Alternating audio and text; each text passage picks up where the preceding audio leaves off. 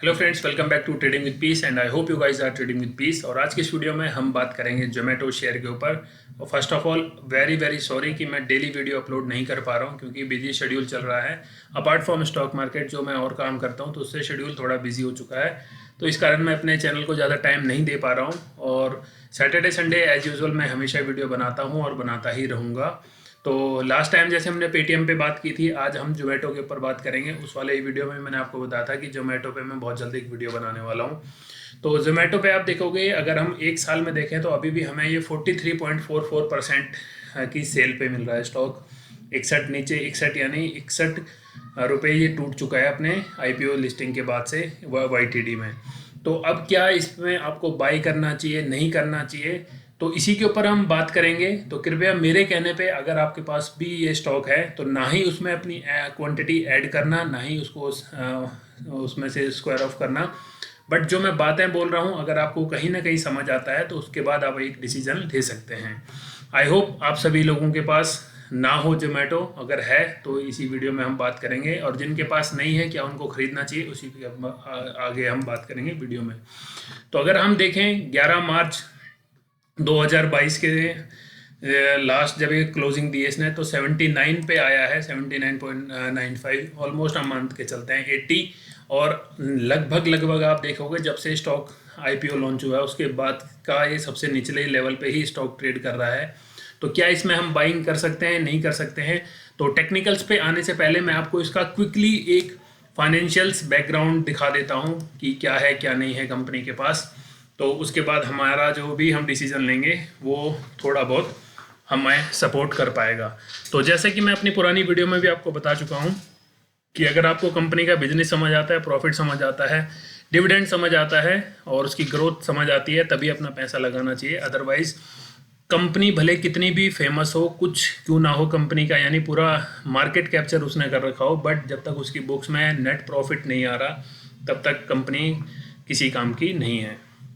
तो ऐसा ही कुछ हम जोमेटो के साथ देखते हैं। आपने देखा होगा जोमेटो के बहुत, आप में से कई लोग होंगे जो डेली यूज़र होंगे, कोई वीकली कोई मंथली।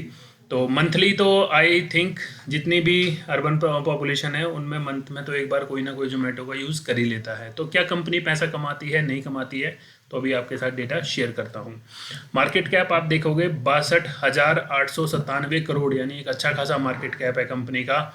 डेप्ट के मुकाबले रिजर्व देख के बहुत अच्छा लग रहा है। रिजर्व में आप देखोगे 15,738 करोड़ है और कर्जा तो बस 114 करोड़ का है, वो तो कुछ मायने ही नहीं रखता कंसिडरिंग रिजर्व के ऊपर। सेल्स ग्रोथ माइनस में है, प्रॉफिट कंपनी कर नहीं रही है, प्रमोटर्स की होल्डिंग जीरो है और रिटर्न ऑन इक्विटी -12.13% है।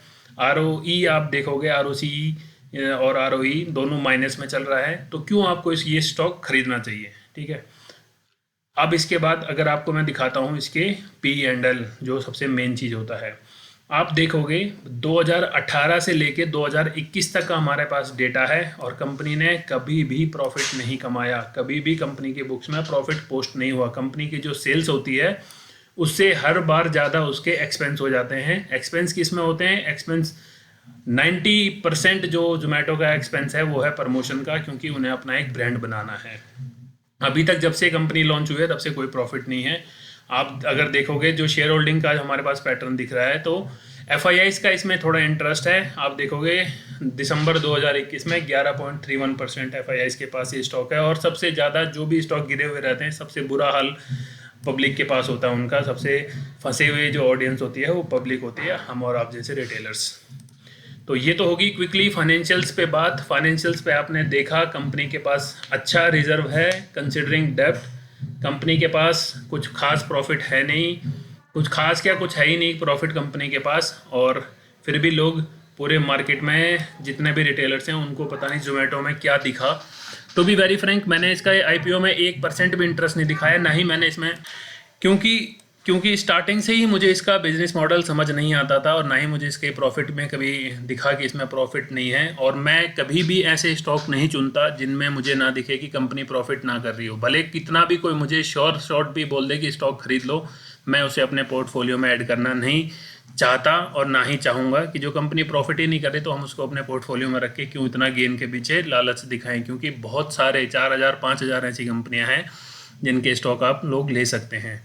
तो ये चार्ट अगर आप देखोगे, इस चार्ट में कुछ खास दिख नहीं रहा है, कंप्लीट एकदम ब्लैंक चार्ट करीब खुल गया है, क्योंकि डेटा भी हमारे पास बहुत कम है। और जब ये इसने अपनी ये लाइन तोड़ी है नीचे वाली, जो अभी हमने रेड कर रखी है, इसके बाद से तो इसमें और भी खतरनाक डाउन ट्रेंड स्टार्ट हो चुका है।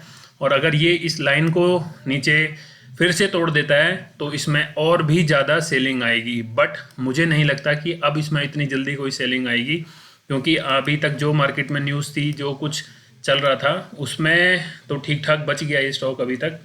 तो अभी ऐसा कोई लग नहीं रहा है, ऐसा कोई सिनेरियो। बट अगर आप लोग इसे अब यानी जिनके पास अब पैसा है और फ्रेश बाइंग करने की सोच रहे हैं, तो मैं ये तो बिल्कुल नहीं कहूँगा कि आप शेयर खरीद लो, क्योंकि कंपनी के आपके मैंने आपको फाइनेंशियल्स दिखा दिए हैं। बट स्टिल अगर आपकी इच्छा है खरीदने की, तो आई वुड सजेस्ट कम से कम आप इसमें 10 रुपये का एक एसएल लगा दो, कि अगर ये 69.50 से नीचे आ जाता है स्टॉक, जी हाँ मैंने बड़ा एसएल दिया है थोड़ा बहुत, क्योंकि अगर उससे नीचे प्राइस आता है तो ये आपको 50 पे भी ट्रेड करता मिलेगा, और कोई बड़ी बात नहीं है कि इसी साल आपको देखने को मिलेगा।